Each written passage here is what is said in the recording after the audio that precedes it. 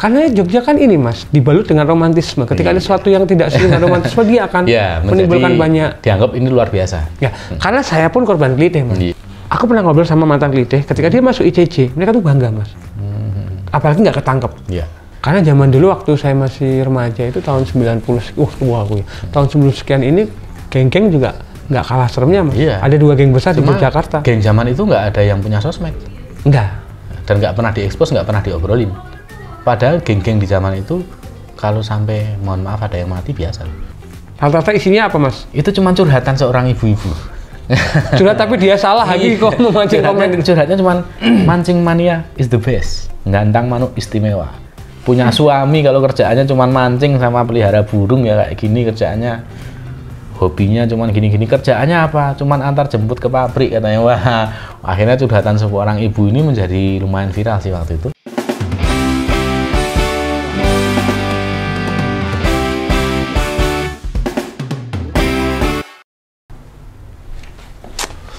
Susah ini, gimana nih? Posting. Loh kok nggak bisa? ICJ gimana sih? Mas Anto, tak ketika saya Mas Anto pinjem uangnya, pinjem jalurnya. Udah komplit apa ya? Postingan apa tuh nih? Hapus. Orang kok nggak paham-paham juga. Ini lagi, ya. Hapus. Sorry ya bro. Mas, postingan aku itu Mas. Oh barusan? Iya. Alah ya ampun. Ini siapa ini? Ini siapa emangnya? Siapa? Mas Anto. Bukan Mas Anto ini, apa? Mas Anto Biro Jasa. Bentar. Tak hapus dulu satu lagi nih. Dah, hapus. Nah, Mas, kayak gini loh. Postingan kok dihapus tuh? Piye yo? Posting apa sih? Kehilangan dompet. Dompetnya hilang? Hilang. Ya lapor lah. Udah nggak ngaruh ya Mas, lapor tuh ya cuman. Lapor tuh kan bukan untuk cari pengaruh memang. Tapi kan nanti ada KTP hilang. Ada KTP-nya nggak? Ada, KTP-nya banyak 4 ya. STNK. Ada, SIM STNK, motornya Mas. Wah, ya itu ya. Makanya kan nanti kita akan ngurus lagi surat-surat itu. Loh ini Mas? Ya? Anto. Iya, saya dari JJ. Walah, ketemu orangnya ya udah. Nanti tak bilang aja. Wah, mumpung di sini tak buka dulu ya. Nah, assalamualaikum warahmatullahi wabarakatuh. Ketemu lagi di Waraweng Speak. Nah, bersama saya Aljabang Bayi dan kali ini saya mau ngomel-ngomel sama yang punya info cegatan Jogja ini. Kenapa postingan saya nggak ada yang lolos? Saya itu posting dompet nggak ada yang lolos. Posting ada motor nyerobot ya nggak lolos. Posting apalagi Mas ya nggak lolos Mas. Biar nggak alasan Mas. Kelangan bojo ya. Oh, kelangan bojo. Bojoku papat ya Mas. Mas, tunggu dulu sebelum kita bahas ke ICJ. Kenapa postingan saya kehilangan dompet nggak diloloskan Mas? Gini Mas, jadi itu sebenarnya salah satu treatment kita untuk mengedukasi teman-teman bahwa kalau teman-teman dompetnya hilang, kalau posting di sosmed itu nggak ada jaminan dompetnya kembali. Tapi kan setidaknya mereka tahu dompet aku hilang. Setidaknya mereka tahu dompet Anda hilang dan mereka dapat nomor handphone Anda. Jelas. Ya, telepon saya. Terus mereka tinggal melancarkan aksinya. Mas, dompetmu ada sama saya. Mau kembali nggak? Kalau mau kembali, kirim alamatmu. Tapi jangan lupa, kirim duit ya buat paket. Nanti saya paketin aja. Ya orang-orang itu banyak di luar sana yang seperti itu. Oh, penipu Mas? Ya, bisa dibilang penipu. Tak kira itu sentimental ya sama saya. Enggak, itu justru untuk menyelamatkan teman-teman dari udah jatuh tertimpa lagi. Ya, karena orang kehilangan itu biasanya panik. Karena merasa penting. Iya, kalau ada informasi bahwa saya menemukan barang Anda, wah dia langsung responnya pasti luar biasa. Jadi kalaupun diminta uang, diminta suruh datang kemana, disuruh melakukan apa, pasti mau. Nah, ini kan psikisnya mereka tuh dalam kondisi yang labil lah. Ya, panik Mas ya. Kecuali kalau orang menemukan, bahkan orang menemukan pun bisa nipu juga. Tapi setidaknya kalau dia mengaku menemukan, terus dia posting di sosmed, berarti dia punya niat baik untuk mengembalikan. Ya, kayak yang saya lihat di postingan-postingan ICC kalau dia menemukan tas ketinggalan di mana, hanya menyebutkan ada tas ketinggalan ini warna ini, nanti bagi yang kehilangan silahkan datang untuk menyebutkan apa isinya. Dan itu pun banyak juga yang kita hapus. Kenapa Mas? Karena cara postingnya kurang pas. Jadi kurang pas tuh misalnya miring tulisannya atau gimana? Wah, kurang pasnya gini. Jadi kan dompet tuh biasanya kan ada barang-barang pribadi Mas ya. Ya, betul. Ada KTP, ada SIM, STNK. Kadang yo tagihan utang. Curhat banget. ATM. Oh ya. Nah, jadi kadang-kadang teman-teman tuh pengen supaya cepat ketemu pemiliknya, semua difoto. Nah, semua difoto, terpampang dengan jelas. Ini nggak boleh.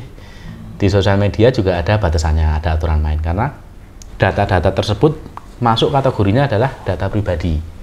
Jadi misalnya KTP ada NIK-nya, ada alamatnya. Jadi, si ini alamatnya di sini tahu saya. Nanti penjahat bisa ngincer dong. Betul. Itu jadi masalah. Terus tanggal lahir. Ada tanggal lahirnya. Ya mungkin kita sepele mikirnya, kalau saya tahu tanggal lahirnya kan nanti kalau ulang tahun bisa saya kasih ucapan selamat itu. Nah, padahal harapannya itu, ekspektasinya ada beberapa data yang terkait dengan tanggal lahir ini yang memang menjadi privasi. Jadi kalau teman-teman mau posting tentang penemuan, mungkin cukup ditulis saja lah. Saya nemuin barangnya punya si Joko misalnya. Alamatnya jangan detail-detail, misalnya RT berapa, daerah berapa, sini nomor pokoknya. Misalnya terus ada daerah Condong Jatuh, selesai. Aman kayak gitu. Solusi. KTP Bantul, wes aman kayak gitu. Enak. Jadi Anda juga punya niat baik, itu tersampaikan ojo setengah-setengah ya. Jadi nolongnya itu mbok difikisisan, ojo nolong separuh-separuh. Satu sisi nolong pengen mengembalikan, di sisi lain Anda menyebar data pribadi orang tersebut. Jangan sampai terjadi. Nanti bisa-bisa digunakan untuk ini untuk pinjaman online. Pinjaman online. ICJ itu aku tuh posting itu 2013 itu Mas. Berarti hampir 10 tahun ya? Hampir. Pertama posting itu 2016 kalau nggak salah. Mobil saya dilempar wong klitih dulu. Gitu. Tapi ya benar kata Mas Santo, sajane ya posting itu tidak akan menjamin untuk menyelesaikan masalah. Cuma kan harapan orang kalau lagi kena masalah itu pengen curhat. Kalau udah sharing, rada enteng bebannya. Iya, walaupun nggak ketemu. Bener. Memang konsep awalnya kita buat grup ini emang untuk sharing, untuk teman-teman bisa curhat lah di situ. Cuman kan seiring namanya kita belajar di situ kan, apa sih permasalahan-permasalahan yang timbul dari sharingnya teman-teman. Nah, kita mulai sedikit membatasi untuk untuk kebaikan teman-teman sendiri. Jadi kita batasi karena itu berpotensi untuk timbulnya resiko-resiko tadi. Betul. Jadi supaya teman-teman sharing tetap aman, kita buatlah batasan. Ya, ICJ itu tahun 2013 karena niatnya dari Mas Anto dan teman-teman ini untuk memfasilitasi teman-teman curhat, ya Mas ya, lebih enteng. Untuk masalah apa Mas pertamanya Mas? Kenapa cegatan? Apakah khusus untuk momen? Wah, cegatan tuh sebuah analogi. Analogi dari sebuah proses. Jadi ketika kita berproses, anggaplah kita berjalan. Ketika kita nemu kendala, kita kecegat ini. Kendala itu ya? Ya, walaupun memang tidak dipungkiri topik yang paling hot itu ya cegatan dalam arti sebenarnya itu tadi, cegatan razia kendaraan bermotor. Itu kita boleh Mas menyebarkan info cegatan, maksudnya di ring road ada cegatan, kita lagi ketangkap, hati-hati lur, sini siapkan STNK. Nah, kalau aturan yang membolehkan saya nggak tahu, tapi aturan yang melarang nggak ada. Melarangnya itu nggak ada. Soalnya ternyata mungkin orang mikirnya, wah gara-gara kui orang-orang yang motornya bodong menghindari daerah itu. Mungkin ya. Bisa jadi seperti itu bisa, tapi tujuannya juga baik. Tujuannya kita kan mengingatkan sebenarnya. Iya, jangan lupa. Di sana ada razia, silakan dilengkapi surat-suratnya. Nah, akhirnya yang awalnya nggak lengkap, lama-lama jadi kok razianya di mana-mana ya. Berarti saya harus lengkap nih, saya harus komplit nih supaya nggak was-was jadinya. Karena juga kemampuan ICC juga nggak akan ngepost semua tentang cegatan Mas ya. Iya. Ada batasan-batasan yang kita nggak mampu pasti ada. Oke, itu grup pertama kali yang bikin Mas Santo sendiri? Ya, saya sama teman-teman. Berapa orang Mas? Sekitar 10 orang di awal itu. 10 orang? Sekitar 10 orang teman-teman. Ingat nggak Mas postingan pertama apa Mas? Postingan pertama? Udah lupa saya. Udah lupa ya. Pertanyaanku udah lupa kalau ditanya postingan pertama. Tapi kalau dicek mungkin bisa nggak ya? Apa cegatan? Nah, aku ingat waktu itu info kecelakaan temanku yang kecelakaan. Ya, yang banyak sih. Memang kalau secara umum topiknya ya razia lalu lintas, kecelakaan, terus gimana kalau pengen ngurus SIM, terus kalau kehilangan STNK gimana ngurusnya, ya seputar-seputar berkendara lah memang. Pada umumnya seperti karena cegatan namanya ya. Hal Hal-hal yang berhubungan dengan ini Mas ya. Apa namanya? Kejadian-kejadian di masyarakat ya. Tapi secara umum kita dulu bilang cegatan itu sebagai sebuah analogi karena kita menganalogikan cegatan itu adalah hambatan sebuah proses. Jadi tidak hanya tentang lalu lintas, tapi ketika kita mengakses layanan publik, misalnya mau bikin KTP, kok sulit toh, di masa itu masih sulit. Sekarang kalau kita bilang bikin KTP sulit, kita diketawain mungkin. Tapi di awal-awal IJJ dulu bikin KTP kok ribet toh gini-gini. Itu memang masih terjadi. Dan ternyata mungkin ada calonnya, kadang dicegat Pak RT-nya, yang nyegat kadang petugasnya yang di depan, tukang parkirnya atau apapun. Nah, karena teman-teman masih terbiasa dengan teknik titip waktu itu ya. Pokoknya titip terima beres gitu aja. Nah, walaupun teman-teman memang mungkin sibuk, lebih memilih jasa titip, itu nggak apa-apa. Kita serahkan kembali ke teman-teman, tapi kita mencoba mengedukasi supaya teman-teman minimal tahu bahwa prosesnya ternyata seperti ini, seperti ini, sesimpel ini. Ketika Anda sibuk, tetap pengen titip, silakan. Betul. Saya semenjak ada IJJ itu saya perpanjang motor sendiri. Dulu nggak pernah perpanjang kendaraan, jadi telat 10 tahun. Dulu teman-teman itu mau perpanjang pajak itu nggak pernah berhasil sampai loket. Mereka cuma berhasil sampai tempat parkir. Karena begitu sampai pintu gerbang, parkir ke motor, itu udah disambut. Ngurus apa Mas? Oh, sini, saya uruskan beres. Akhirnya mereka nggak pernah tahu di dalam itu apa yang terjadi. Ya, dan orang sering karena semua kejadiannya udah selesai duluan. Termanjakan oleh fasilitas tadi itu. Padahal kalau dia mau ngurus sendiri ya lancar-lancar aja Mas ya. Ya tentu ada konsekuensinya. Kalau tambahan sedikit jasa titip tadi itu. Tapi nggak apa-apa lah. Karena itu juga kita memang butuh, tapi minimal kita harus tahu dulu sebenarnya prosesnya seperti apa sih. Jangan sampai kita bilang bahwa ngurus sendiri itu ribet, ngurus sendiri itu sulit. Saya selalu dipersulit. Nah, padahal karena kita memang nggak pernah mencoba, nggak pernah belajar. Padahal sebenarnya kan dari layanan publik ini udah dibikin semudah mungkin, sesimpel mungkin. Ya, ribet tuh karena kita udah sering dimanjakan Mas ya. Dimanjakan sama ayang itu juga ribet, guys ya. Makan disuruh nunggu ayang. Biasanya orang sing ngancani kon dhewe. Oh iya, turu dikon nunggoni ayang. Ayangnya lali WA, nggak tidur-tidur. Mau makan tuh minta disuapin. Nah, kayak orang stroke ya Mas. Ketika harus nyuap sendiri rasanya ribet banget ya. Kalau masih anak-anaknya nggak masalah, kalau lagi rindu sama ibunya pulang itu minta disuapin. Akhirnya keluarlah IJJ Mas ya. 2013 dari 10 orang itu postingan mengenai masalah-masalah yang sering kita temui. Ya, proses-proses itulah. Akhirnya berkembangnya jadi apa Mas? Masalah yang mungkin Mas untuk ingat, ada pertama kali postingan yang menurutku ini beda sama yang lainnya. Mas ingat nggak? Seiring berkembangnya kan banyak di masalah nih di Jogja ini, misalkan kayak klite, akhirnya parkir yang mahal, itu sudah jauh di masa baru-baru ini ya. Tapi kalau di awal-awal dulu kita menjadi fokus juga ke sebuah kalau dibilang tujuan enggak, karena itu bukan urusan kita. Tapi kalau dibilang komitmen juga enggak, karena itu bukan komitmen kita. Tapi kita mencoba ikut berperan untuk namanya istilah keren nih Mas ya. Nah, kita mencoba memberantas meminimalisir pungli. Jadi di antara proses-proses yang dicegat itu setiap dicegat selalu ada punglinya. Nah, kita pengen mencoba supaya pungli ini berkurang lah minimal. Pungli ini bisa berkurang dengan mengedukasi teman-teman. Kalaupun tetap ada, itu sudah bukan pungli lagi, tapi sudah menjadi layanan lebih. Jadi kategorinya ini bukan calo, tapi ini jasa titip. Karena Anda sibuk, saya uruskan, saya ini jasa titip. Dan Anda setuju? Dan Anda setuju, kita sama-sama ridho. Nah, jadi kan akadnya berubah. Kalau pungli lebih ke paksaan Mas ya? Paksaan, gue ngurus dewe angel lu, lewat aku nambah sampai ini terima beres. Nah, dulu kan mungkin ada yang modusnya seperti itu. Sekarang sudah tidak lagi, sudah berkurang lah, arahnya sudah menjadi jasa titip. Biro jasa lah, bukan calo lagi. Awalnya pungli itu Mas ya? Ya, terus berkembang, informasi lain pun banyak yang mulai muncul di situ ya. Ya, seputar akses layanan tadi sebenarnya, termasuk ketika ada kejadian-kejadian yang spontan masyarakat menemui, mereka sharing di situ, termasuk ya kejahatan, termasuk yang sepele-sepele. Ketika motornya mogok, mereka sharing di situ. Tapi akhirnya malah menjadi hal yang baik. Masyarakat kita menjadi punya alasan untuk peduli. Iya. Bahkan ada komunitasnya kalau nggak salah. Kita wadahi sendiri, kita bentukkan sendiri kelompok-kelompoknya untuk yang seneng melakukan kegiatan-kegiatan sosial seperti Iya, ini. soalnya banyak kehabisan bensin di tengah jalan, di tengah mau giri misalkan kan kalau padahal rumahnya Madiun kan Wah, kasihan. Madiun sekolah mau giri saya pirang jam ini. Saya mengalami Mas kehabisan bensin, terus kalau nggak ada yang nolongin itu rasanya was-was, capek, apalagi malam Mas Yo. Yeah. Nah ini salah satu apa namanya yang bisa kita ambil hikmahnya dari ICC. Banyaknya muncul. Tapi enggak juga sih Mas.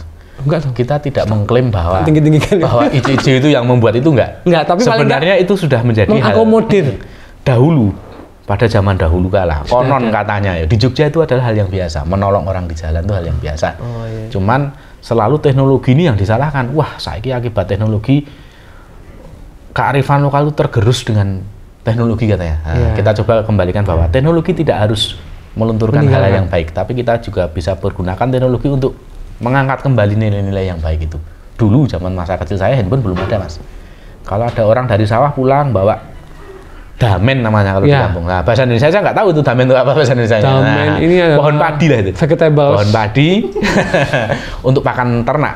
Itu di depan rumah terus muatannya terjatuh. Itu orang secara spontan akan membantu mendekat, kita pegangan sepedanya atau kita bantu angkat damennya tadi supaya bapak tadi bisa bawa barangnya. Itu nggak diminta spontan. Iya. Ketika saya jalan di tengah sawah ya, ada orang lewat naik sepeda. Dengan spontan dia nawarin, "Mas, badi temudi. Yuk, mending saya saja. Saya satu arah kok." Nah, Iya. Tapi sekarang kita menjadi segan, enggan untuk melakukannya. Yang mau nolong menawarkan juga kadang merasa apa ya, nggak perlu lah, kan dia bisa order ojek online katanya. Sekarang kayak gitu mungkin ya. Yang mau ditolong juga takut. Yang mau ditolong kadang benar Pikirannya sih dia mas. nolong saya. Jangan-jangan saya mau ditodong nih. Nah, hal-hal seperti ini kan udah menjadi dianggap standar normalnya. Betul. Nah, padahal itu kan nggak normal. Akhirnya kita coba munculkan kembali supaya untuk kita menjadi peduli itu nggak harus patokan kita teknologi ini, tapi teknologi bisa kita pakai untuk membagikan kembali nilai-nilai yang selama ini sudah ada yang memang sempat tergerus. Ya, berarti harus kita bangkitkan lagi Mas. Iya, kita Berarti bangkitkan kembali. ada orang tadi bawa damen, diangkat, ditaruh ke tempatnya lagi, tapi kalau yang jatuh orangnya didiemin. Kan setangi dewe. Di beberapa waktu yang lalu sih sempat terjadi. Ada informasi ketika orang kecelakaan yang ditolong itu dompetnya. Terjadi dengan istriku. Wah, itu yang ditolong dompetnya orangnya, nanti kan udah bagiannya sendiri. Saya kan nggak boleh nolong orang, bukan keahlian saya. Nanti tim medis itu. Iya. Karena saya mampu. Itu benar ya, itu benar ya. Itu benar ya, kita nggak boleh memindahkan. Nggak boleh, katanya kan kayak gitu katanya. Terus handphonenya selamatkan ini. Saya selamatkan handphonenya misalnya. Cuman setelah selamat itu nggak balik ke pemiliknya, itu masalahnya. Ya selamat, selamat malam, sampai jumpa. Iya, itu terjadi Mas. Jadi kan dengan adanya ICC ini seenggaknya kita memberikan ya salah satunya memotivasi mereka untuk melakukan hal baik lah. Jadi kalau ada kejadian kayak gitu, balik no. Ini ada yang orang yang berhak. Kalau Anda yang mengalaminya gimana sih rasanya, mereka pasti akan tahu. Ya akhirnya sebagian adalah yang sadar, menyadari. Sebagian tak hilang, jadi dia sembuh. Ya sebagian enjoy dengan itu. Aku jadi sebagian yang mana ya kira-kira ya? Yang ini aja kembali ke masa lalu, berarti kembali ke nguring. Ya ini malah curhat saya jadinya. Nggak apa-apa. Malah yang jadi curhat ini. Karena di ICC itu yang menarik adalah postingan-postingan ini selalu memunculkan komen-komen yang wow. Ini yang tadi Mas Anto sempat bilang sebelumnya, bahwa kontennya itu bukan di postnya tapi di komen-komennya, ya kan? Sebenarnya informasi sebenarnya adalah caranya netizen menyikapi sebuah informasi. Konten sebenarnya itu. Kalau untuk konten utamanya sendiri, kalau bisa dibilang sampah lah itu semua.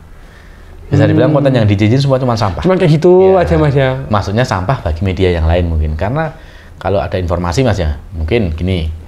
Masnya baru pulang kerja nih malam-malam karena lembur, jam 9 malam di jalan banyak bocor atau habis bensin. Masa kita mau lapor Pak RT dulu? Nah, dan konten itu juga kalau ditangkap wartawan mau disiarin di TV juga nggak pantas kayaknya. Nggak mau terbit di koran besok ya. Wah, seorang pemuda kehabisan bensin dan banyak bocor di jalan ini waktu pulang kerja. Wow. Orang baca judulnya aja udah males. Dan nggak ada gunanya itu di clickbaitnya nggak ada. Tapi bagi masyarakat yang lain ketika itu terjadi secara real time, kejadian jam 9:03 dia lihat itu, ini kesempatan saya untuk membantu. Nah, jadi ada gunanya, sampah tadi jadi berguna. Ya. Berarti ini ya, daur ulang. Iya. Daur ulang. Jadi berguna. Ya kita memfasilitasi konten-konten yang memang mungkin kurang cocok kalau muncul di media-media yang bisa dibilang resmi lah. Dan timingnya harus tepat juga Mas ya. Kita kebanyakannya minggu lalu diposting sekarang sudah sampai rumah. Dan lokasinya juga memang kita bukan mengkotak-kotaki membatasi ya. Tapi memang supaya itu berguna. Karena kalau informasinya terjadi di Jogja, yang baca nanti pas orang Argentina sana ya nggak ada gunanya. Iya. Atau mungkin orang Rusia baca, "Wong saya aja lagi perang, ngapain ngurus kamu ban bocor," katanya. Saya aja lewat. Tapi kalau di Jogja kejadiannya orang Jogja dan kebetulan, "Loh itu kan cuma di depan rumah saya." Oke, tolong. Saya bantulah. Nah, itu kan depan rumah saya, tak ambil handphone, tak story. Bahagia itu sederhana loh. Bantunya biar orang lain saja. Bahagia sederhana, pian nonton motor sederhana kok bahagia. Ya seenggaknya kan misalnya waktu itu gerimis, "Mas mampir ngiyup tempat saya nggak apa-apa sambil nunggu bantuan." Nah, misalnya kan gitu. Jadi banyak hal kecil yang bisa kita bagikan. Nah, kalau ini Mas, komen-komen yang apa ya? Saya sering baca soalnya komen-komen ini ngeri Mas ya. Wah, orang kadang-kadang komen itu nggak ngelihat. Apalagi beritanya yang kontroversi Mas ya. Pasti. Misalkan orang kecelakaan karena dia pindah jalur, kayak maksudnya kan komennya tuk. Korban tapi disalahkan jadinya. Iya. Plak itu Mas. Itu nggak bisa dihindari Mas ya. Nggak bisa dihindari. Ada edukasinya nggak Mas? Ada sih, prosesnya ada. Cuman, yo gimana ya? Ngajarin ikan untuk berenang itu kan mudah Mas. Mudah. Nah, tapi ngajarin ikan untuk naik sepeda itu susah Mas. Butuh proses kita. Iya. Dan mungkin hampir mustahil gitu ya. Tapi tetap kita lakukan. Memang, ya ini mohon maaf sebelumnya ya. Netizen Indonesia itu memang terkenal barbar memang. Itu di seluruh galaksi Bima Sakti, nggak cuma di bumi ini. Di Tata Surya tuh paling. Wah, iya. Bahkan kalau Indonesia bikin pembangkit tenaga netizen, kita akan padang terus setiap hari. Kalau kita ngomongin apa itu yang alat perang tuh? Alutsista apa itu? Alutsista. Wah, kurang paham saya ejaannya. Itu mungkin Indonesia ini agak sedikit tertinggal mungkin ya. Tapi kalau ngomongin dari sisi netizen, ngeri. Nggak ada negara yang berani berhadapan dengan Indonesia, jarang. Pengguna internet terbanyak, atau Mas? Dan memang sakti-sakti komentarnya. Sakti ya. Sakti ini kan. Iya. Dengan satu komentar tuh bisa menggoyahkan rumah tangga itu. Aku pernah lihat di ICJ itu sampai mau berantem dia. Iya, akhirnya didamaikan gitu Mas. Berapa kali aku lihat ada orang posting, ini komennya nggak sama yang punya postingan dilawan, akhirnya minta maaf. Banyak terjadi. Dan kadang-kadang ya harus sampai kantor polisi juga itu. Nah, itu yang terjadi di masyarakat Mas ya. Nggak bisa disembunyikan ya. Nggak bisa disembunyikan. Jujur itu Mas ya. Real, ya. Tapi kan itu proses ya. Iya. Sambil mereka mengedukasi diri sendiri kan, melihat ternyata kalau komenan kita harus menahan. Kita nggak bisa komen seenaknya seperti itu. Udah ada contoh nyata berakhir seperti ini ya. Tapi ya tetap aja orang-orang yang punya. Ya biasanya kan orang yang berlindung di balik akun, dia merasa bahwa akunnya tidak terdeteksi. Ada tuh Mas? Ada nggak Mas? Banyak. Di ICJ juga banyak. Nah ICJ itu kan ketika kita mau masuk grup kan ini Mas diseleksi. Nah apakah tidak bisa di-track ketika menyeleksi nama-nama itu? Ini kan terkait kebijakan dari platform itu sendiri. Di awal dulu seperti itu, tapi di sekarang ini kebijakannya udah berubah. Jadi sekarang ini kalau Anda punya akun Facebook, Anda langsung bisa nulis di ICJ tanpa harus meminta bergabung. Langsung muncul di berandanya ICJ? Langsung bisa muncul, langsung bisa komentar, langsung bisa posting. Tapi dari admin berhak menghapus? Berhak menghapus, kita bisa menghapus. Nah, jadi kan kita baru melakukan tindakan setelah ada sesuatu yang cukup kuat memberi kita alasan untuk misalnya memblokir orang ini atau menolak postingan orang ini. Jadi kan ya kita harus tahu dulu kesalahannya, baru kita bisa melakukan tindakan. Kalau sebelumnya kan enggak, kita bisa seleksi. Sekarang ini udah enggak lagi. Grup itu kan versinya banyak ya. Kebetulan ICJ ini pakai versinya grup terbuka. Grup terbuka ini semua akun bisa masuk. Bisa masuk, bisa baca, bisa nulis, bisa komentar tanpa harus ikut grup. Tanpa harus bergabung. Wow, berarti kita bisa bikin postingan mengadu domba teman-teman. Jadi makanya yang pakai akun-akun bodong kalau orang bilangnya itu banyak sekali. Tapi kita tetap usahakan untuk menyeleksi, minimal kita seleksi postingannya. Kalau komentar kan kita nggak sanggup ya untuk apa ya, harus ngecek satu persatu dari ratusan ribuan komentar per hari, kita nggak sanggup. Tapi kalau postingan kita masih bisa. Komentar banyak berapa ribu Mas? Masih ingat? Aku pernah baca sekitar 16.000 Pak ya. Komentar banyak di satu postingan? Satu postingan. Ada yang 70.000 lebih ada. Wah ya kan. Itu postingan yang kemarin dulu yang. Itu nggak jepat Mas komputernya Mas. Justru ini adalah salah satu konten yang menarik. Tapi konten yang menarik itu bukan kontennya itu sendiri, tapi ketika kita mengamati postingannya. Iya. Jadi postingan yang mendapatkan 70.000 komentar dan 1 juta lebih reaksi, interaksi. Monetas itu? Ya, 1 juta lebih. Itu justru kontennya hanya berupa tulisan, tidak ada gambarnya, tidak ada fotonya, tidak ada videonya. Oh, karena orang akan berimajinasi. Oh. Sebuah konten yang luar biasa itu visualnya harus wow, narasinya harus luar biasa. Mungkin kalau video editingnya harus jos. Itu enggak, konten itu hanya berupa tulisan. Rata-rata isinya apa, Mas? Itu cuma curhatan seorang ibu-ibu. Curhat tapi dia salah lagi kok memancing komen. Curhatnya cuma mancing mania is the best. Ngandang manuk istimewa. Punya suami kalau kerjaannya cuma mancing sama pelihara burung ya kayak gini kerjaannya. Hobinya cuman gini-gini, kerjaannya apa? Cuman antar jemput ke pabrik katanya. Wah, akhirnya curhatan seorang ibu ini menjadi lumayan viral sih waktu itu. Memancing netizen untuk. Dan itu udah berapa bulan yang lalu, sampai hari ini masih ada yang komentar. Betul. Dan sebenarnya itu adalah sebuah edukasi yang nyata dan banyak poin-poin yang saya lihat ketika ya memang kebijakan-kebijakan publik itu masih banyak yang harus dibenahi. Ya. 70.000 komen lebih sampai sekarang. Lebih. Dan komennya rata ada yang pro, ada yang kontra. Ada, pasti ada pro yang kontra. Menarik ya. Karena lebih ringan untuk dibahas, Mas, ya kayak gitu ya. Ringan, dan kita nggak harus memunculkan fakta-fakta yang apa ya, yang memerlukan tingkat intelektual yang tinggi. Kita nggak perlu data-data yang real.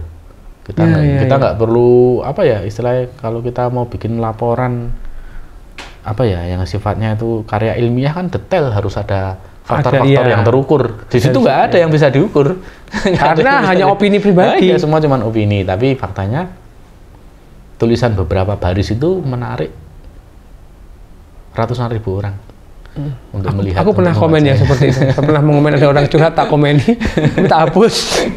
Karena ternyata temanku, Mas, memang followernya dari mana aja tuh, Mas?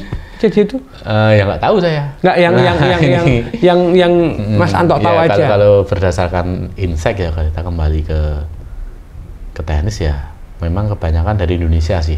Indonesia ya. Indonesia. Yang pernah tinggal di Jogja. Yang pernah tinggal, yang punya keterkaitan dengan Jogja. Oh, keterkaitan. Jogja ini kan punya jangkauan yang cukup luas dari beberapa aspek yang membuat Jogja ini menjadi menjangkau luas. Jadi orang Jogja satu pasti tinggal di Jogja.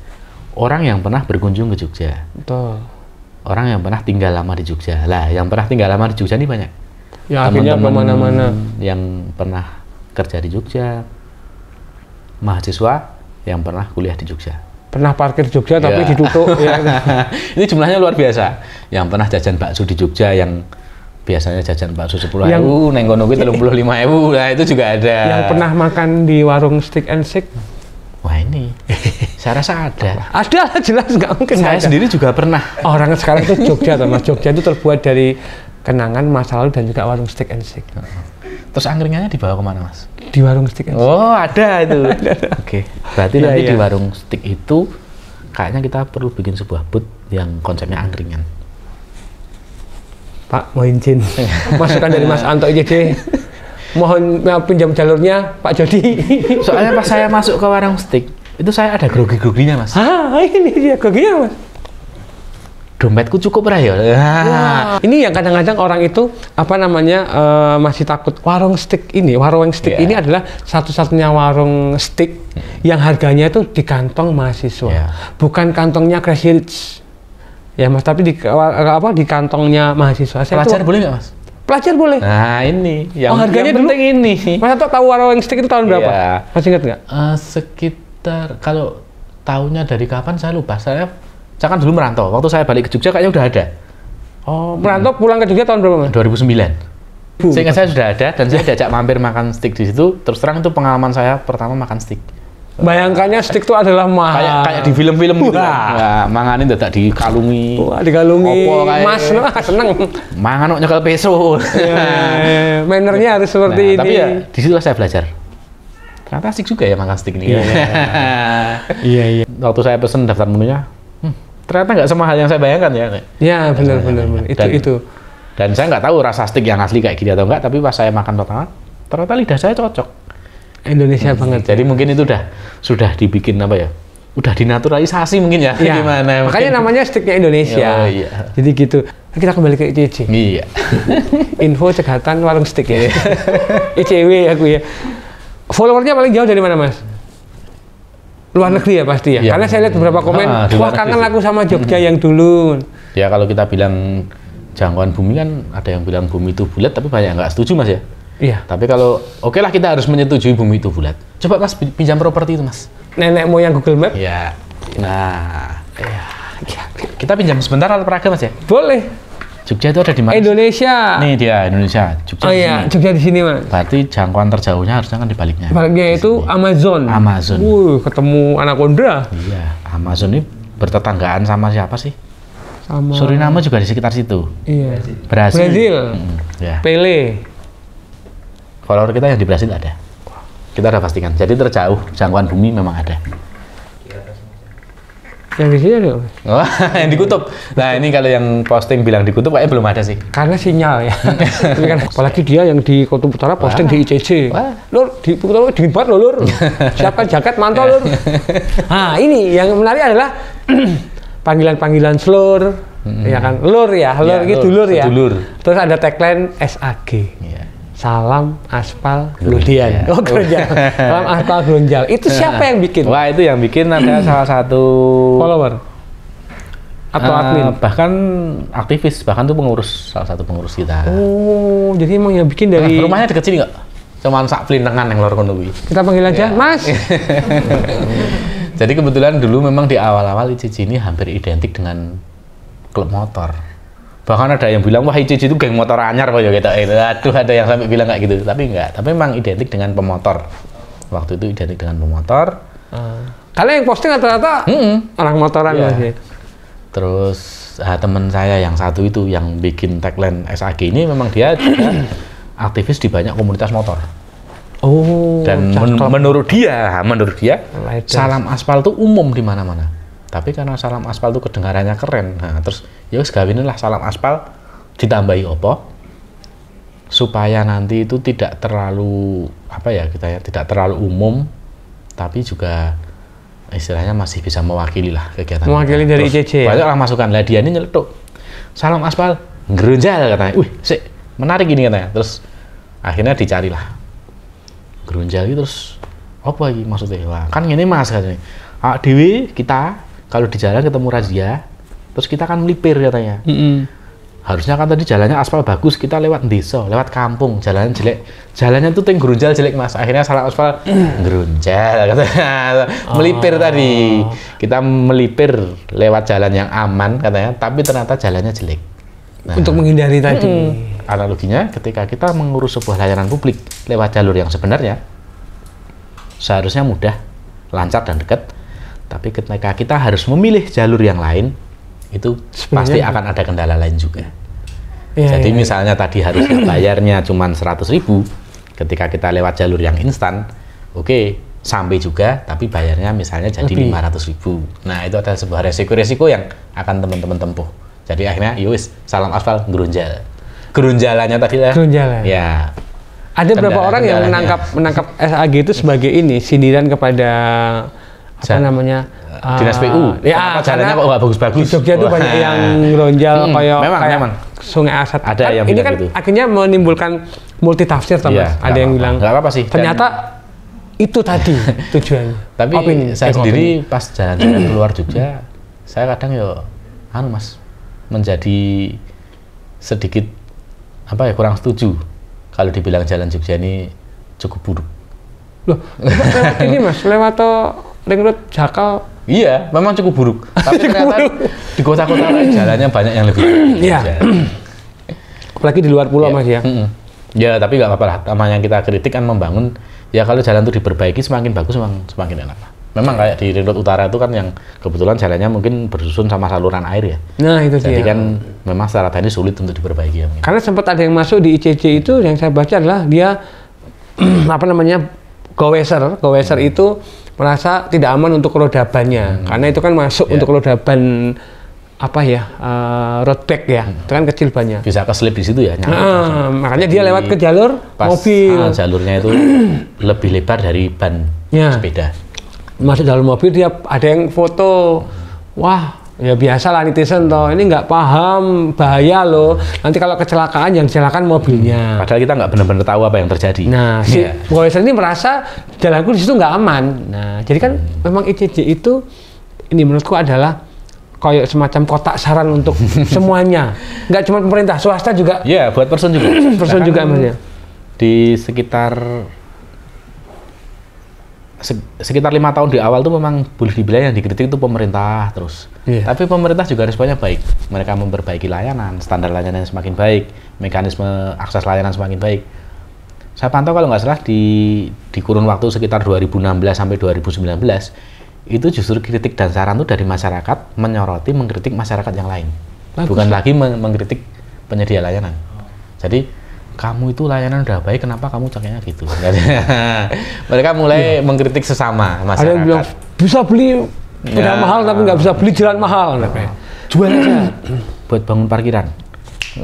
Itu Mas, aku setuju Mas. Untuk yang punya mobil, aku setuju. Kalau belum punya parkiran, dipikirkan dulu. Mungkin pinjam lahan untuk parkir sama. Karena kadang-kadang kalau parkir di pinggir jalan itu menghambat jalan atau mempersempit jalan untuk yang orang lewat.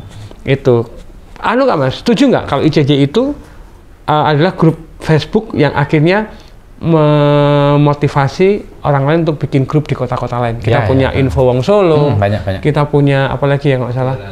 Boyolali update atau apa ya? Salatiga ada, bahkan sampai ke Jawa Timur banyak sekali, Jawa Tengah banyak sekali. Termasuk itu lebih duluan ICJ nggak Mas? Lebih duluan ICJ. Memang pasti menginspirasi ya? Ya, kalau bisa dibilang menginspirasi boleh, dan memang beberapa, nggak semua ya, beberapa founder-founder yang ada di sana itu sempat menghubungi saya. Bahkan ada yang bilang istilahnya, Mas saya minta izin untuk menjiplak katanya gitu. Oh nggak apa-apa, silakan. Kalau memang bisa dikembangkan, konsep ini bisa dibawa, silakan dikembangkan. Beberapa masih menggunakan nama Info Cegatan, beberapa tidak. Tapi mereka konsepnya sama. Menjiplak konsep, ada yang bahkan mengopi pasta aturan mainnya. Nggak pengen bikin kopdar antar admin info-info se-Indonesia. Keren loh itu Mas. Ini sedang kita usahakan, tapi kan terkait jarak dan waktu dan pastinya biaya. Sama ini ya, pandemi ya. Nah ini Mas, biaya Mas. Mas Ato ini pernah saya baca salah satu tulisannya, dia nggak akan mengkomersilkan ICJ. Padahal itu hak Anda. Why? Why? Kenapa? Sebenarnya waktu saya bilang saya nggak mau mengkomersilkan ICJ itu masih koma. Tapi sebagian teks hilang tadi. kan bisa masuk endorsement. Mas Anto itu udah dianggap sebagai tokoh loh waktu itu. Untuk ketemu dengan beliau tuh gampang sekali. Kebetulan waktu kita ketemu bikin ICJ sama teman-teman satu rombongan yang akhirnya menjadi tim foundernya ICJ itu, kita tuh ketemunya di forum jual beli Mas. Jadi anggaplah kita tuh pedagang-pedagang semua. Kita sepakat untuk membuat wadah di mana kita tidak berdagang di situ. Makanya di ICJ nggak ada iklan, nggak ada promosi. Nggak boleh ya? Nggak boleh. Tapi dalam tanda kutip kita masih memfasilitasi, misalnya semacam kayak promosi iklan itu, tapi kalau berupa brand. Jadi dia tidak mempromosikan sebuah produk atau tidak ingin menjual sebuah barang, tapi hanya mempromosikan brandnya itu bisa. Cuman syarat ketentuannya kadang kita nggak enak kalau memberatkan brand tersebut, makanya nggak banyak yang akses. Sebenarnya kita juga atau di grup lain bisa. Cuman memang kan kadang-kadang orang bilang tarif yang kita patok terlalu tinggi, katanya kayak gitu. Tapi kita pun nggak masalah karena teman-teman juga dari aktivis ketika menghitung, terus buat apa Mas duitnya? Kalau kita bagi juga nggak banyak katanya. Kalau buat kegiatan kita harus cukup untuk menunjang kegiatan kita. Akhirnya sempat kok beberapa kali brand itu pakai untuk sosialisasi produk atau layanan mereka di ICJ dengan tarif yang ya lumayan untuk membantu kegiatan. Akhirnya banyak netizen yang dia punya strategi nih cara mempromosikan dagangannya dengan cara dia foto suatu kejadian di depan warungnya. Ada juga yang lebih keren Mas. Ada yang lebih keren lagi. Itu kayaknya dia lulusan marketing universitas mana tuh yang Oxford. S3 kayaknya. S3. Jadi mana? UNY S3. Telah ditemukan sebuah handphone di warung saya yang menyediakan minuman coklat lezat dan istimewa, ada rasa ini rasa itu, bisa juga diorder via Gojek. Maaf, via ojek online bisa diorder. Terus juga jangan lupa ada diskon gini untuk besok tanggal sekian sampai tanggal sekian ada promosi, silahkan datang dan mampir. Nah ini itu dia nggak di? Ya enggak, jelas enggak. Tapi ini saya juga mikir, wah ini cara marketingnya S3 ra mungkin ini, nek meng S1 ra mungkin kayak promosi kong ini gini. Atau gini. Aku menemukan handphone, aku menemukan uang. Bagi yang menemukan uang sejumlah sekian ribu, silakan datang ke tempat saya, akan saya tukar dengan Ya. dagangan saya. Bener itu ada Ya, yang ada. gini, kemarin uang saya itu terjatuh di jalan 2 juta sekian. Bagi yang menemukan silakan diantar ke tempat saya, akan saya tukar dengan handphone merek ini, speknya seperti ini. Ya ampun, ini marketingnya wis dos tenan. Itu kecanggihan netizen Indonesia Mas ya, yang tidak dipunya oleh netizen negara lain ya. Oke. Akhirnya itulah fenomena ICC teman-teman, akhirnya memunculkan hal yang mengejutkan, Ya, itu kreatif. netizen yang masih penasaran. Iya. Masa sih ICC ini nggak bisa ditembus dengan modus apapun? Pasti bisa. Mereka mencoba. Dan Punya orang pasti punya kelemahan. memang ada yang lolos. Tapi sebelum modusnya itu diduplikasi, biasanya kita take down. Oke. Seiring berjalannya waktu, karena ICC ini banyak dikomplain orang gara-gara postingan yang nggak diloloskan, muncullah cloningan ICC, Ya, ICC versi yang lain lah. versi lain, Jangan cloningan. Cloningan ya, versi Karena lain mereka ya. tuh sebenarnya kan teman-teman kita juga, Ya. kreativitas teman-teman juga. Karena mereka memvalidasi Iya. teman-teman yang tidak lolos di sini. Memfasilitasi konten-konten yang tidak bisa munculkan di grup kita, kemudian kita justru terbantu dengan adanya grup tersebut bisa muncul di grup yang lain yang versinya mirip dengan kita. Ya, dan netizen ini kan ketika ada seperti itu kan dia sepeda aneh kene. Penak janganku toh. Penak janganku toh, ya penak orang stick. Nah. Terus akhirnya muncul. Mas Anto, Mas pendapatnya tentang ada Nggak apa-apa sih. Lumrah grup sih. baru yang Saya lihatnya tuh lumrah. sama-sama Jogja bahkan menggunakan istilah cegatan. Ya. Oke ya. Sebelum kita membangun ICC kan kita basicnya bakul juga Mas kita. Jadi kita melihat ya itu dari sisi namanya pandangan publik ke market hal yang wajar kan, melihat potensi kan. Nah, jadi ketika mereka melihat potensi, wah ICC ini gue dodolan sih mungkin mereka mikirnya gitu. Padahal mereka belum tahu di dalam ICC itu seperti apa. Prakteknya kalau kita mau menjual sesuatu di ICC itu belum tentu laku kok. Karena emang bukan Malah cuma forumnya. dibully aja nanti. Cuma dibully. Malah nanti mentang-mentangnya akhirnya barangnya tuh keluar tapi gratis. Akhirnya, kok aku rata tegel ya sing nuku kowe. Ya. Agak iya. Masa saya sebagai yang punya barang ini tega sama kamu lebih butuh, ya wes saya ikhlaskan buat kamu. Akhirnya cuman kayak gitu nanti. Nggak pengen bikin Mas, info bully Yogyakarta gitu ya, gitu. Ini Mas tadi fenomena yang paling kontroversi apa Mas, di ICC? Kontroversi apa ya? Klite? Geledah itu ya biasa sih, alami sih sebenarnya. Nggak kontroversi, kalau menurut saya nggak termasuk kontroversi. Aku suka ini. Karena beberapa orang nganggap klite itu suatu yang mengerikan. Oke, memang mengerikan ya Mas ya. Memang mengerikan. Tapi nggak kontroversi. nggak semua jalanan di Jogja juga. Dan Jogja itu mencekamnya nggak 24 jam loh. Cuma 1 jam. Exposnya kita luas. Jadi kebetulan saya pernah merantau di beberapa kota, yang dimana di kota itu kalau nyawa hilang atau kejadian kriminal itu menjadi hal yang sangat biasa karena tidak diekspos. Di Jogja itu menjadi hal yang istimewa karena itu diekspos dan diketahui se-Indonesia bahkan seluruh dunia. Karena Jogja kan ini Mas, dibalut dengan romantisme. Ketika ada sesuatu yang tidak sesuai dengan romantisme, dia akan menimbulkan banyak. Dianggap ini luar biasa. Ya, karena saya pun korban klite Mas. Iya. Ya memang ada sih, tapi mungkin kejadian di jam-jam yang memang rawan. Tempat-tempatnya juga tempat juga rawan. Dan kadang ya memang faktornya kita apa sih. Nah, akhirnya dari ICC itu kan nggak mungkin ICC kan cuma bahas klitih Mas ya. Akhirnya muncul ada grup anti klitih Yogyakarta. Ada komunitasnya. Aku juga ikut itu Mas. Ada yang gerakan untuk membasmi klitih katanya versi. Karena keresahan mereka juga Mas ya. Ya intinya itu sebuah reaksi yang baik sih untuk supaya Jogja tetap amannya lebih baik lagi. Nek saya bilang kembali aman, sekarang cukup aman sih. Jadi bukan kembali, supaya tingkat level keamanannya lebih naik lagi lah istilahnya. Iya, karena zaman dulu waktu saya masih remaja itu tahun 90, tua aku ya. Tahun 90 sekian ini geng-geng juga nggak kalah seremnya Mas. Iya. Ada 2 geng besar di Jakarta. Geng zaman itu nggak ada yang punya sosmed. Enggak. Dan nggak pernah diekspos, nggak pernah diobrolin. Padahal geng-geng di zaman itu kalau sampai mohon maaf ada yang mati biasa loh. Buat mereka ya. Buat biasa. Karena kebetulan saya tinggal di daerah yang lumayan lah. Iya. Belakang Malioboro itu wow. Tapi bukan berarti kita terus mengesampingkan klitih. Enggak. Klitih memang sebuah cukup fenomena yang baru ya. Mungkin memang karena sosmed ini mempengaruhi mereka punya motivasi untuk mungkin pengen eksis. Ya, karena gini Mas. Aku pernah ngobrol sama mantan klitih, ketika dia masuk ICC, mereka tuh bangga Mas.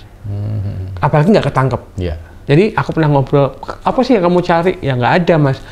Terus kamu nggak takut ketika itu diposting di IG atau masuk koran? Kami bangga, apalagi kami nggak ketangkap. Itu sebuah prestasi bagi mereka. Makanya, bangganya neng di bro. Nah, mungkin ya kan? Ini yang perlu dipelajari mungkin. Iya makanya.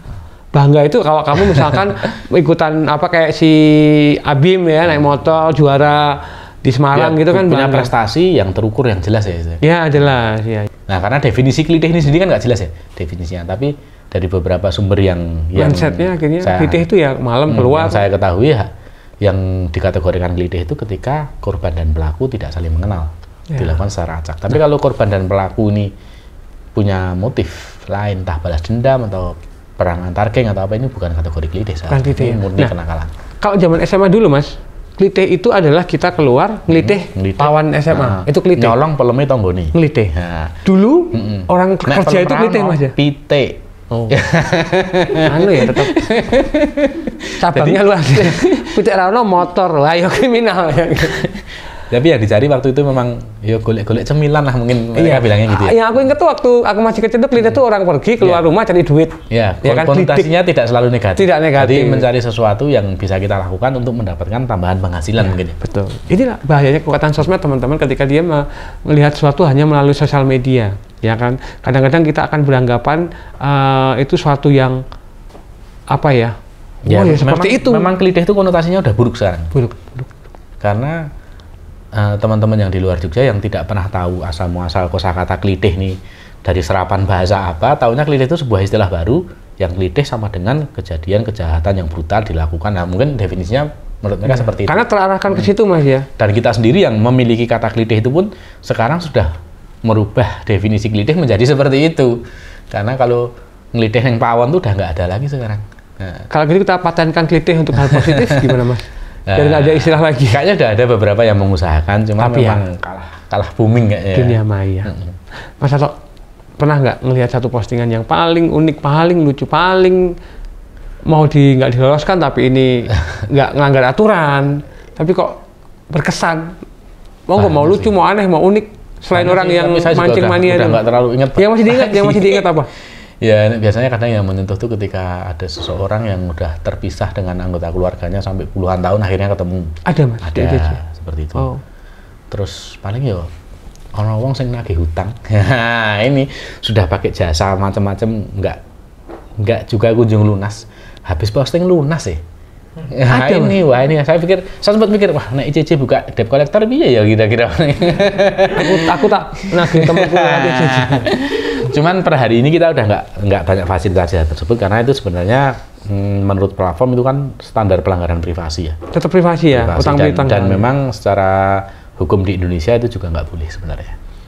Tapi waktu dulu kan ketika kita belum tahu itu, kita belum tahu poin-poin pelanggarannya itu banyak di ICC memang. Makanya banyak yang bisa masuk seleksi postingan langsung ketakut tahun-tahun. Saat ini sekarang susah loh. Kenapa mas? Ya kita karena interaksi kita kan kita yo nggak cuman ngumpulin mengkonco dulan, konco nimbrung, lama-lama kita juga kenal Pak Polisi, kita kenal Pak Kepala Dinas. Pak siapa yang kondang tuh polisinya tuh ya? Oh Pak Yulianto. Pak Yulianto. Terus kita juga kenal beberapa teman-teman yang di pokoknya urusan-urusan pemerintahan yang lain. Akhirnya kita sharing gimana supaya ICC ini nggak cuma jadi forum yang barbar katanya, bisa menjadi juga forum menyampaikan informasi dan keluh kesah masyarakat tentang layanan publik.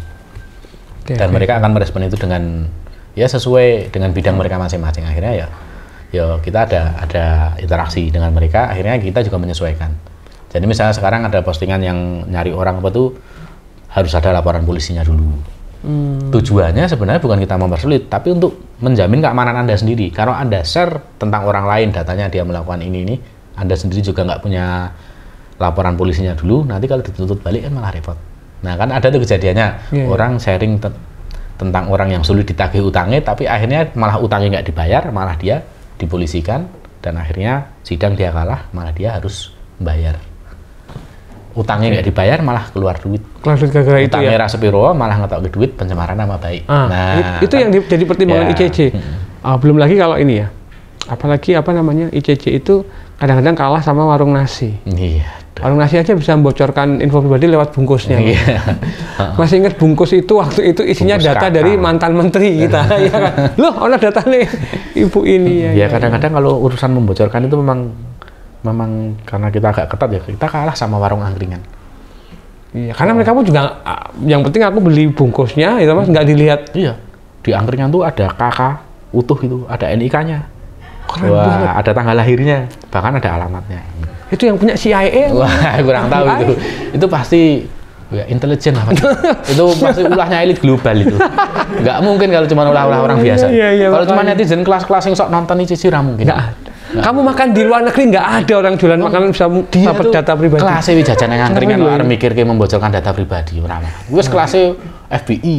Iya, wis kelasnya wis. Wis elit global Mas, wis di luar jangkauan kita. Iya. Rasa bahas kuwi lah. Warung stick nggak mau bikin bungkus dari data pribadi karyawannya mungkin. Iya, ya karena bagaimanapun juga nge-share data pribadi itu pelanggaran hukum. Iya, pelanggaran. Bisa ini Mas ya dituntut ya. Bahkan di Indonesia mungkin bisa dibilang baru-baru ini, di negara-negara yang maju katanya udah dari dulu. Iya, bahkan kita moto orang pun nggak boleh. Iya, kalau nggak boleh di saya Jepang tahu. itu makanya handphone itu kalau kamera itu pasti bunyi cekrek karena biar tahu. Biar tahu Kalau di sini kan foto. silent.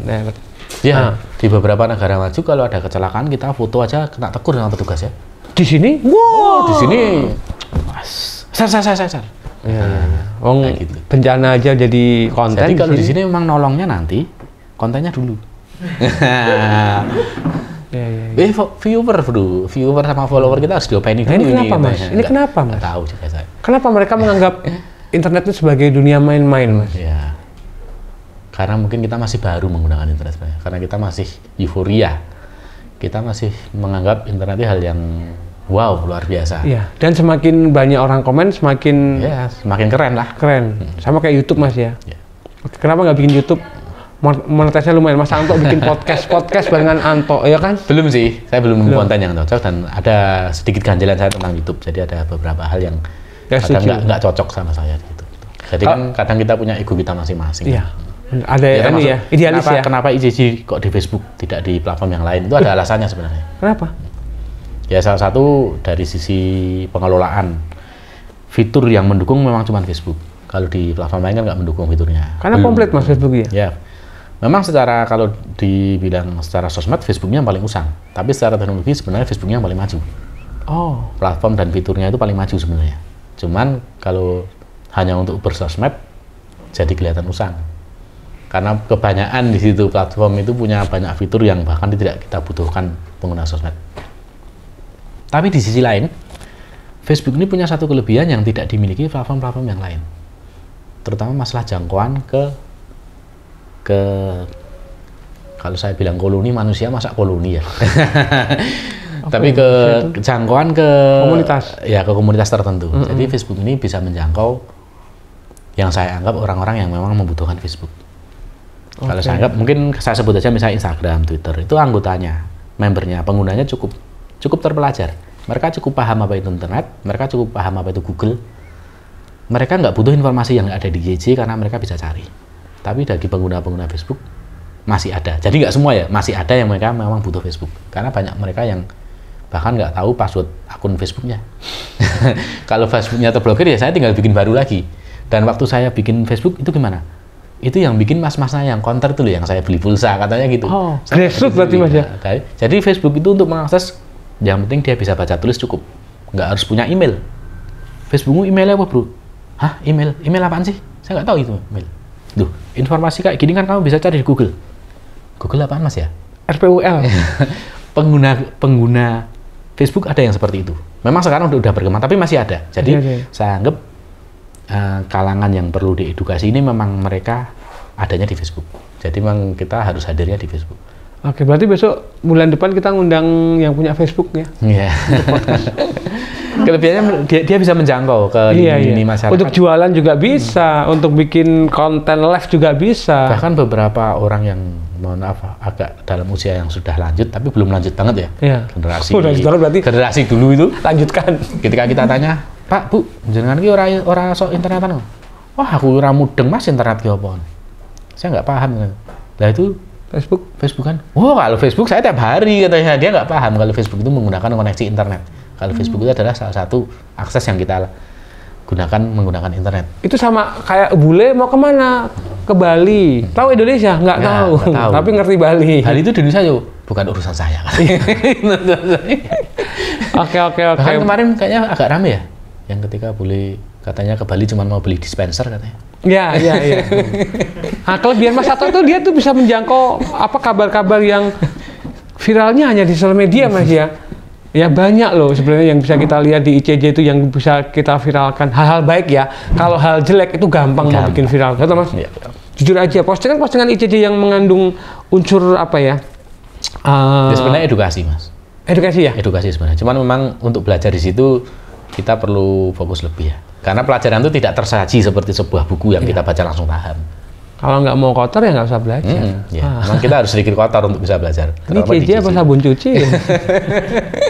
Iya, Mas Hanto, seru sekali Mas Hanto. Wah, ngobrol apa lagi ya? Mas Hanto tuh saya tuh penasaran mau ngomong lebih ke tanya pribadi, tapi kayaknya nggak mewakili teman-teman apa namanya speak lover dan stick lover ya. Oke, Mas, apa namanya? Kalau mau menyampaikan sesuatu buat teman-teman netizen atau siapapun yang mungkin pernah berinteraksi dengan ICJ atau yang masih menggunakan sosial media sebagai salah satu sisi hidupnya yang lain, apa yang mau disampaikan? Yang pasti gini lah, kita tuh dalam proses belajar. Saya sendiri di ICJ itu banyak belajar. Jadi kalau teman-teman menganggap, wah Mas Hanto tuh ahlinya ICJ, enggak juga.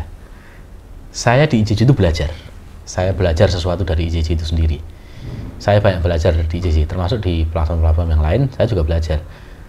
Ketika saya melihat banyak pihak yang bilang bahwa sosial media ini adalah tempat yang buruk untuk, ya saya anggap mereka sedang proses belajar. Nah, saya pengennya teman-teman belajar juga di sini untuk kita semakin baik lah. Memang kita terkenal barbar, di dunia kita terkenal barbar, tapi saya lihatnya itu memang karena kita belajarnya belum lulus. Nanti kalau lulus harusnya kita akan semakin baik. Proses belajar ya? Proses belajar. Teman-teman dengan interaksi di situ menjadi semakin tahu bahwa mana sih hal-hal yang harus kita hindari. Karena bukan tidak mungkin interaksi kita hari ini itu suatu saat nanti akan mempersulit kita. Nggak usah jauh-jauh, jangan ngomong akhirat ya, jauh banget. Jadi misalnya Anda nih masih sekolah, pelajar, seneng komen-komen yang sembarangan, nanti pas lulus mau ngelamar kerja, di-track dari akun sosmednya. Oh, mohon maaf, saya tidak butuh orang seperti Anda. Karena komentarmu pedes-pedes sih, dan Anda itu provokator ternyata katanya. Nggak solutif ya? Nah, ini kan secara nggak langsung kita mempersulit diri kita dengan komentar-komentar kita. Ini bisa terjadi. Nah, terus juga termasuk bahkan ketika Anda sedang melamar seorang pujaan hati. Nah, dilalah calon mertua Anda itu orang yang cukup intelek, akun sosmednya calon mantu apa sih? Info Mas. Wah, ini jelas ra iso iki. Waduh. Kok ngene kok calon mantu wis ora idaman iki wis golek liyane. Hobinya posting foto minuman keras ya kan. Jangan sampai lah saya punya menantu yang seperti ini kan. Iya. Nah, jadi kan tinggalkanlah kesan-kesan yang baik, gunakanlah sosial media ini untuk apa ya, keperluan yang memang interaksi yang baik lah. Aku pernah Mas MC di salah satu perusahaan ya kan, terus tiba-tiba bulan berikutnya aku tuh kritik kinerja mereka. Tahun depannya nggak dipakai lagi. Iya. Padahal kritik loh Mas, tapi ya nggak apalah ya. Tapi memang kritik dan saran itu memang diperlukan. Kalau di ICJ memang itu ada namanya skill untuk maido itu diperlukan memang supaya, karena skill maido ini mengasah kemampuan kita untuk bertahan hidup sebenarnya. Ini diperlukan.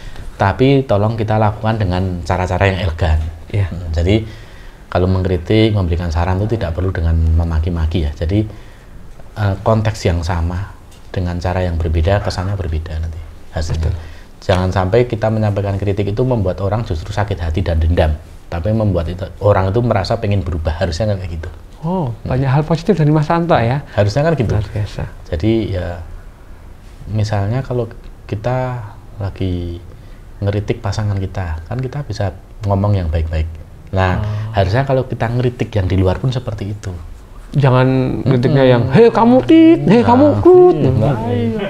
Oh, dasar Andit. Dasar kamu kerja cuma tit.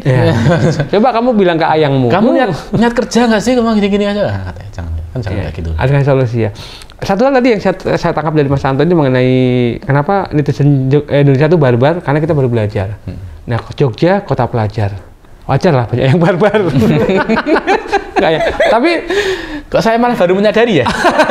Makanya kan, loh Mas, komennya ICJ itu tenang, Mas, sumpah komen ngeri-ngeri ICJ itu. Ngomongin komen Mas, barbar banget. Tapi setelah saya, oh iya, ini karena Jogja kota pelajar, bahwa kenapa barbar? Karena kita baru belajar internet. Oh iya. Tapi dibalik kebarbarannya itu, bisa mengambil pelajaran yang luar biasa loh. Kadang-kadang ada sebuah masalah yang sulit sekali, rumit sekali, Tapi ternyata terpecahkan dengan satu komentar, jebule mek klitik ini tok rampung. Ternyata solusinya mudah sekali ya. Kenapa nggak terpikirkan sama saya? Kita lebih ke memikirkan emosi aja Mas ya. Jadi kan kalau ada komentar yang beragam tuh kita nggak nganggapnya sebagai sebuah kebarbaran, tapi itu adalah sebuah kekayaan ide. Kekayaan ide untuk berpotensi menjadi solusi. Positif ya. Kita harus melihat dari sisi tadi positif terus ya. Jadi Apa yang negatif? Kalau ada pihak-pihak yang merasa kadang disindir, kadang dimaki-maki, tahan emosi, tahan diri. Jangan selalu menganggap Anda itu sedang dicaci maki, tapi Anda itu sedang dapat masukan. Betul. Ingat kata internet, mohon bersabar, ini ujian. Mas Anto, terima kasih ya sudah hampir di Warung Speak ya. Semoga apa yang kita bicarakan ini bisa bisa apa aja lah, bisa menginspirasi orang untuk berbuat baik lagi di sosial media, belajar lagi mengenai bagaimana komen yang baik, nggak cuma asal terpancing amarahnya, tapi solusi juga penting. Kita akan mempertanggungjawabkannya suatu saat nanti. Ingat, nggak usah langsung di akhirat ya. Nggak usah di dunia pun, dunia. Apalagi di akhirat bro. Ayo bro, hapus foto-fotomu yang seronok bro. Tanggung jawabnya besar loh bro. Tapi jangan lupa kirim dulu ke inbox. Karena di internet katanya kalau nggak ada gambar kan hoax katanya gitu. Iya benar. Harus ada buktinya dong katanya. Paling aman bisa dipertanggungjawabkan di sana adalah kalau nggak posting tentang makanan yang ada di Warung Steak. Semuanya halal ya, dari daging pilihan, karena Warung Steak and Shake, steaknya Indonesia. Pak Anto, terima kasih. Ya, sama-sama. Terima kasih Steak Lovers sudah mantengin terus ya di program Warung Speak di channelnya Warung Steak and Shake. Jangan lupa share, like, dan juga komen. Selamat siang, selamat malam, selamat pagi, selamat semuanya. Assalamualaikum warahmatullahi wabarakatuh. Mas Anto.